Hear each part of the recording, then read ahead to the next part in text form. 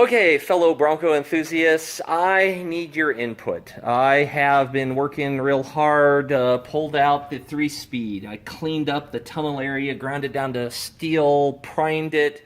Gonna do some rubberizing sealer, and then I'm gonna put a DEI heat tunnel shield. Great, fantastic. But when I'm down there, man, this engine bay, I hope that this will show up in pictures, it's just really disgusting.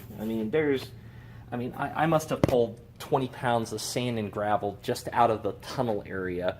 And, part of me is like, okay, I need to do the whole bay. I've got the engine down this far, pull it and do it. But part of me is like, oh my gosh, if I do that, I'm out. There's another 5-6 weeks of work here if I do that. And the reason I say that is, yes, I have the new wiring harnesses to put in. And yes, I have to put a new steering column in because I'm going to an automatic.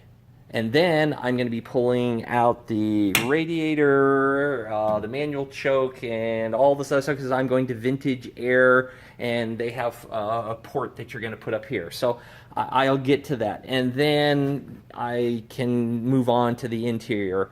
And the dilemma is if I clean out the bay, yeah, I'm out another 6-8 weeks. If I get this done by the end of the year, I think I'll be doing good at that point.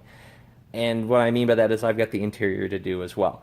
So, okay, but, there's part of me that so desperately wants to just switch out the steering column, slap the automatic transmission in, and take it for a drive and enjoy it for a couple of weeks. And, you know what, and then do the AC conversion, and then do the interior and that kind of stuff.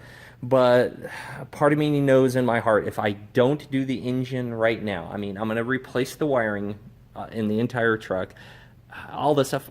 If I don't do it now, I'm never going to do it. After I've got this thing up and running, I'm not going to pull the engine back out so I can clean up the bay. And when I do the bay, I'm going to do it right. I'm going to grind it all down, get rid of all the loose, nasty stuff, fill in. I've got some weird holes that looks like previous owner just drove some screws into the wheel wells. And I'm going to paint it the factory color. Probably going to get rid of the vents up here because if I need air in the cab, I'll roll down the window or turn on the air conditioning. So, so if you've been at this point in a project on your Bronco, what did you do? Any regrets? What would you do differently?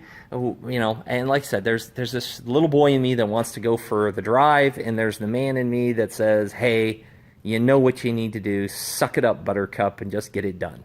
So let me know what you think. Your input would be greatly appreciated. Leave me a comment, send me a private email, send me a link to your video where you stood in these exact same, or standing in front of your Bronco and saying, okay, here's what it looks like.